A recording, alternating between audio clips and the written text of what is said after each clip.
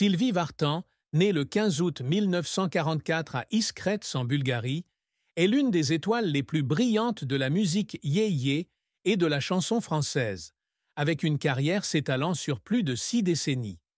Connue pour des chansons telles que La plus belle pour aller danser, Comme un garçon et ses performances scéniques énergiques, elle est devenue une icône culturelle non seulement en France, mais aussi dans le monde entier.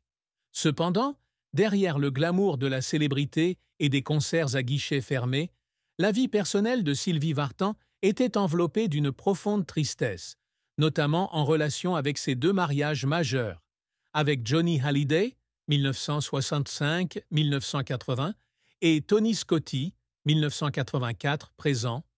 Récemment, dans une rare interview accordée aux Parisiens début 2025, alors qu'elle s'apprêtait à terminer sa carrière avec la tournée Je tire ma révérence, Sylvie Vartan avouait enfin une triste vérité sur son premier mariage avec Johnny Hallyday, une relation autrefois considérée comme le couple en or de la France, mais en réalité pleine de tempêtes et de blessures.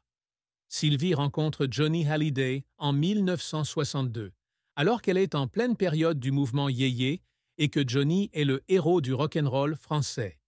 Ils se marient le 12 avril 1965 à Loconville, lors d'une cérémonie qui suscite un vif intérêt public et médiatique. De ce mariage naît un fils, David Hallyday, né en 1966, et une série de duos célèbres comme J'ai un problème. Tout au long des années 1960 et 1970, ils se produisent ensemble dans des salles prestigieuses telles que l'Olympia et le Palais des Congrès, attirant des millions de spectateurs. Cependant, dans une interview en 2025, Sylvie a révélé que derrière le halo se trouvaient des fissures qui ne pouvaient pas être guéries. « J'aimais Johnny de tout mon cœur, mais notre mariage était une série de joies brèves et de douleurs durables », a-t-elle déclaré, la voix triste.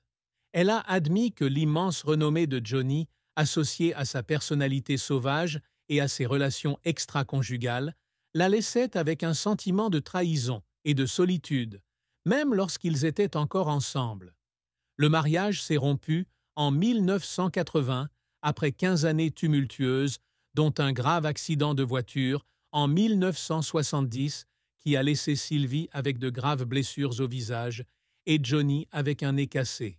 « Nous avons essayé pour David, pour le public, mais le véritable amour est mort bien avant notre rupture officielle », a-t-elle avoué. Bien qu'elle ait plus tard trouvé le bonheur auprès de Tony Scotti, un producteur américain qu'elle a épousé en 1984 et avec qui elle a adopté sa fille Darina en 1997, Sylvie garde encore de la tristesse pour ses années avec Johnny. Cette triste vérité n'est pas l'échec à préserver un mariage, mais le sentiment de perte d'un amour qui était autrefois beau, mais qui n'a pas pu durer sous la pression de la célébrité et des personnalités opposées.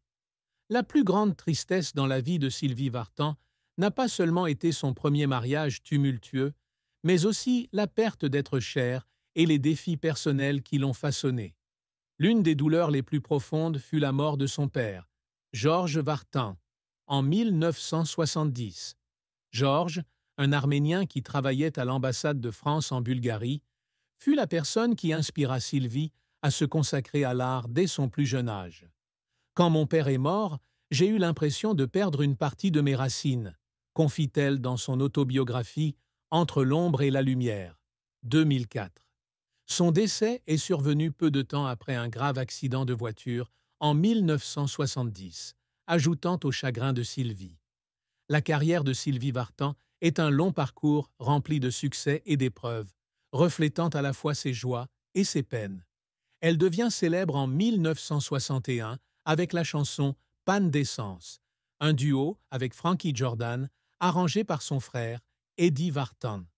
À partir de là, elle devient rapidement la reine du yéyé, avec des tubes comme Le Locomotion, 1962, et La plus belle pour aller danser, 1964, vendu à plus de 1 500 000 exemplaires au Japon et en tête des charts dans de nombreux pays.